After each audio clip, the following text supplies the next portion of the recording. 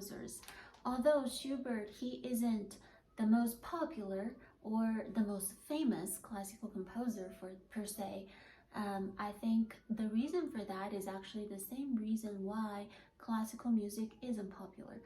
Because Schubert's music is very real. It is very down to earth. You don't find any flashy, catchy, poppy stuff in it. Today we're going to look at some of the B-flat major sonata. Schubert wrote this sonata the year before his death. He has never seen this sonata published or played, but it's a fantastic piece, especially the first movement. And we're just going to be looking at some of the exposition. It's a very, very long sonata, a very, very long first movement, and a very, very long exposition. It starts with a beautiful lyrical theme, but as you know, Schubert is a very dark composer. I mean, he writes about kidnapping, right? The Earl King. He writes about some of the saddest stuff, and it really shows in here. When the choir sings in the beginning, this is the choir.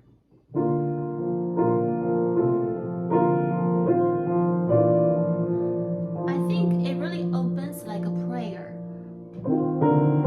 right? But among all this prayer, here comes that. What is that?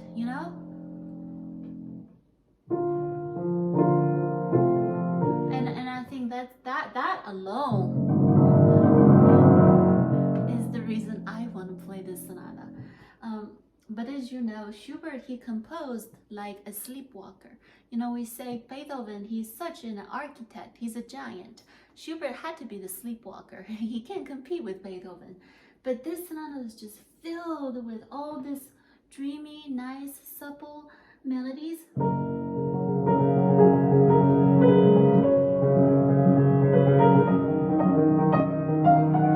Right, all that, and especially here, the color he applies to this.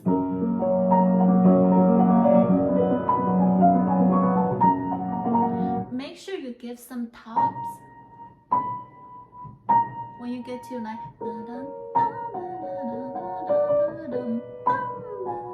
So that's the sparkling star in the night sky.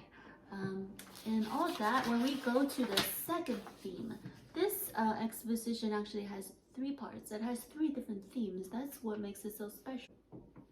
The second theme really reminds me of the Viennese horse-drawn carriages, like it's all this throughout the second theme.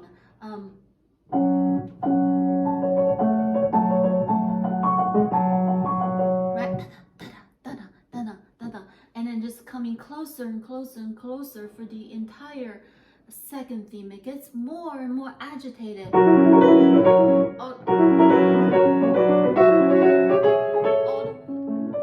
the way to here.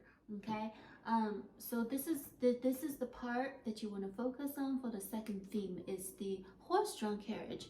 Perhaps he was at his window when he wrote this, and he just heard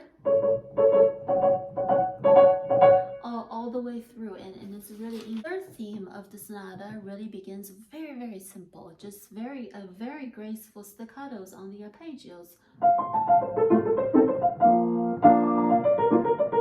Stuff like that, there's not much to it, but what's really, really neat is that it develops into a recitative. Here's where Schubert, he really likes writing for songs. You hear different singers here. Then the tenor comes out, right? And then later on, the soprano comes out, right? And then you got some fairy dust in here.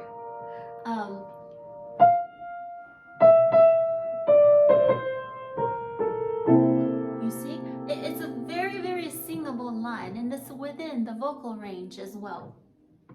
But what's really, really magical about this sonata is the first ending of the exposition. Usually when we get to the end of an exposition, we're really dreading that repeat. I don't know about you, but I never want to repeat. I really just don't. But the repeat here, you have to do, because the first ending of the exposition is the best part of this entire movement, because it goes like that. You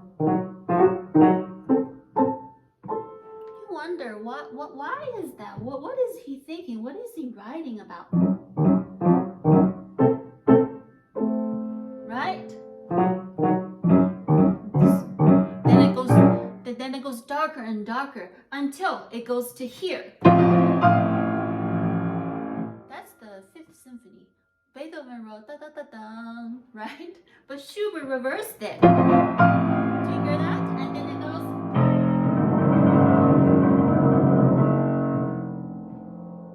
Okay? And then we're gonna return to the prayer. The choir comes back again. So, and honestly, that ending, it is magical. It's what Schubert really is. And I feel like when you play Schubert, you can dig.